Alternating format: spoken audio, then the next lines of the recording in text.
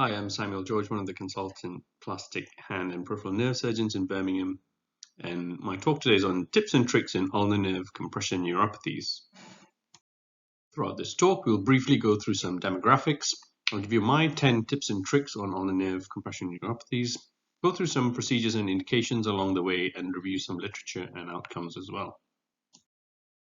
Now, cubital tunnel syndrome is the second most common compression neuropathy in the upper limb after carpal tunnel syndrome, and it affects 25 men and 19 women per 100,000 population. Now, it's interesting to note that recent studies have shown that smoking is a risk factor for cubital tunnel syndrome. And the key thing is accurate and timely diagnosis. We know what's going on with these patients. We can figure out what to do for them. So my first tip is on examination and diagnosis. So this patient comes to us, not as happy as this lady here, but she has ulnar-sided paresthesia and pins and needles, and she might have some intrinsic wasting as well.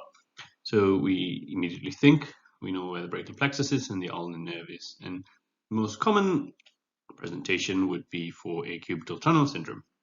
But we also have in our mind, and the more astute of us would know that this compression could be coming from Guyon's canal as well. But if we think a bit further, we also know that it could be coming from the medial cord, the thoracic outlet, or even the spine, a radicular pattern.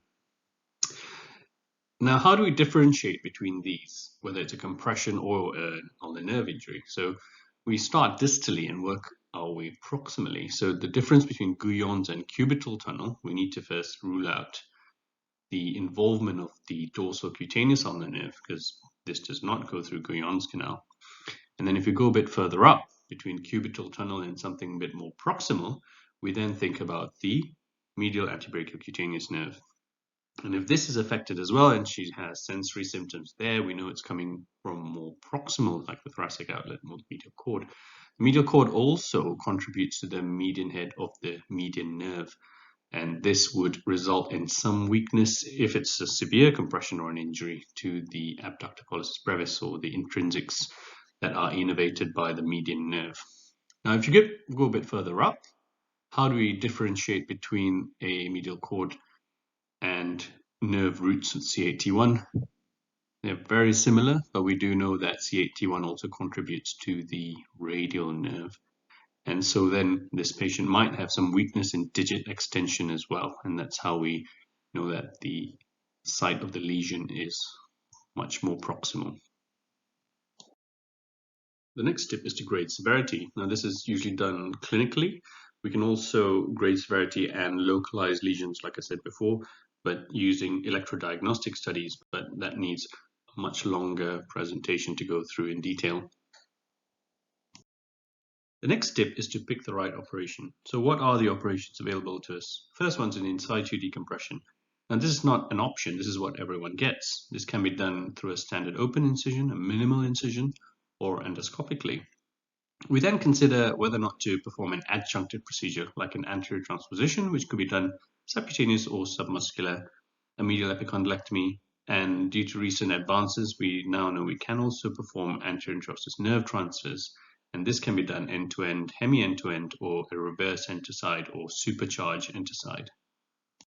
What does the literature say between open and endoscopic surgery? So there's a paper by Ren et al. In 2016, which showed no difference in outcomes between the two different methods. And this was a systematic review and meta-analysis. Toirak et al. In hand in 2017 showed that endoscopic was superior in terms of patient satisfaction and complications. Buchanan et al. In PRS in 2018 showed no significant difference, but lower scar tenderness and higher hematoma rates in endoscopic. There's also a paper by Bayavstlev in 2020, which showed no significant difference in outcomes or complications, but again, higher scar tenderness in the open procedure. Now, if we compare in situ decompression alone versus in situ decompression with anterior transposition, Hutchinson et al. In 2021 showed that there was a higher reoperation rate with an in situ decompression alone. Now, this was completely contradictory to the previous paper by Zhang et al. In 2017, which showed a higher reoperation with anterior transposition. And the Zhang et al. Paper had 3 times more patients than the Hutchinson's paper. When comparing medial epicondylectomy to subcutaneous transposition or in situ decompression alone, Eva et al. Performed a systematic review of these procedures in Journal of Hand Surgery in 2017. This showed that there were similar or improved outcomes with fewer complications with medial epicondylectomies compared with an anterior transposition, and similar outcomes with no difference in complication rates when compared to a simple decompression. So how do we know which one to do? This paper by Yahya et al. Surveyed 1,000 ASSH members, and most preferred just a simple in situ decompression unless there was subluxation of the nerve. I think the key is meticulous technique and dissection in order to get good outcomes. My fourth tip is on the ulnar nerve identification during the operation. And there's 2 ways you can do this. The first is to identify it in the cubital tunnel, and the second is to identify it more distally between the FCU fibers. Now in the cubital tunnel, the anatomy is consistent. Problem is there's no space here and everything's very tightly squeezed together. It's very hard to dissect atraumatically to get to the ulnar nerve when everything's tightly squeezed together because you have no space between the planes. Now if you go further distally where the FCU fibers are, you'll find that the FCU fibers coming from the medial epicondyle and the olecranon both converge on each other, and then they make an apex here. So if you find that apex and dissect parallel to where the nerve might be in this apex, you consistently find the ulnar nerve there. There's a lot more space there, and you can do this a lot less traumatically. Once you find the nerve, you can sloop the nerve and dissect proximally and release the nerve through the cubital tunnel. The next tip is to release all compression points judiciously. The medial intermuscular septum, or arcade of Struthers, needs to be released fully, proximally, and be aware of the insertion itself. This can be quite a sharp edge and create a kink point here, especially if you're doing an anterior transposition. You need to be aware of this and release it or incise it if needed. Now be aware of a vessel crossing as well when you go further up proximally. The FCU fascia also needs to be released fully, and ensure you can admit a finger to ensure there's enough space, and then release Osborne's ligament and fascia as well. And you can do this on the side of the olecranon so that you have enough tissue to fall back if you need to secure an anterior transposition at the same time.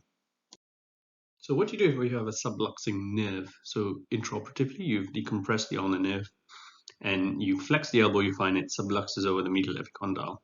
So you could do a medial epicondylectomy.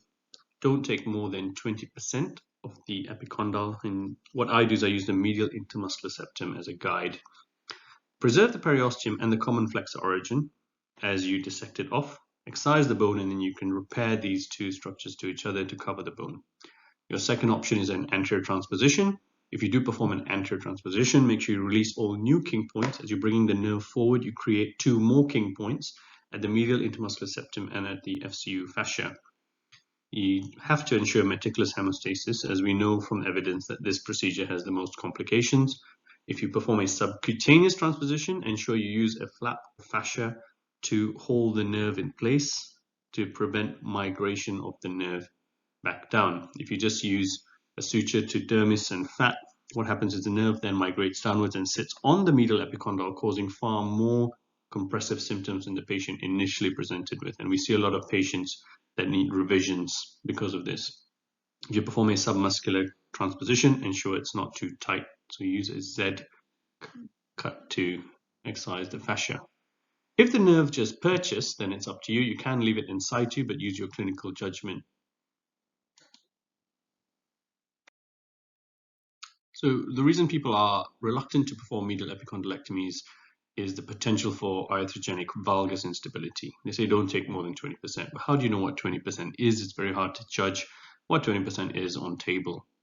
The reason this usually happens is because of over-resection, and then you have injury to the anterior band of the ulnar collateral ligament or your medial collateral ligament of the elbow. Now, the way to avoid this is to use the medial border of the ulnar nerve as described by Geoffrey, or you can use the medial intermuscular septum as a guide before you excise. So what I do is I find and dissect out where the medial intermuscular septum meets the medial epicondyle, use a stress riser with the osteotome, and then an oblique cut excising the medial epicondyle, and you eventually get 6 or 7 millimeters of epicondyle off. And you can see the anterior portion of the ulnar collateral ligament is largely intact there. Then ensure everything is nice and smooth before you close the periosteum and the common flexor origin over the resected bone. Tip 7 is to consider a supercharged interside nerve transfer to the ulnar nerve in incontinuity lesions like severe compression of the ulnar nerve. So when you have a severe cubital tunnel syndrome, you can consider putting an anterior introsseous nerve onto the motor branch of the ulnar nerve. We'll go into this in more detail in the nerve transfer section. So good surgery equals good outcomes. So ensure you release all compression points judiciously. Do not handle the nerve. And very important to protect the medial antebrachial cutaneous nerve. You can see here in this picture in a revision case, neuromas in the medial antebrachial cutaneous nerve, and examine for subluxation and manage appropriately. My next tip is when you have the rarer Guyon's canal compression to consider any compressive lesions and perform a preoperative scan. This photograph shows a 2 centimeter ganglion from the pisotriquetral joint compressing both the motor and the sensory branches of the ulnar nerve. Tip 9 is to ensure that the deep motor branch is decompressed when you perform a Guyon's canal decompression. The ADM branch, as you can see in this diagram, is often seen, but it's separate and is not the motor branch, commonly mistaken for the motor branch by many surgeons. Visualization of the motor branch is only possible after you have seen the ulnar nerve, dissected it free and retracted it. Then you'll see the motor branch. You could also find the fibrous leading edge of the ADM, follow it proximally and divide it to ensure you decompress the motor branch this way.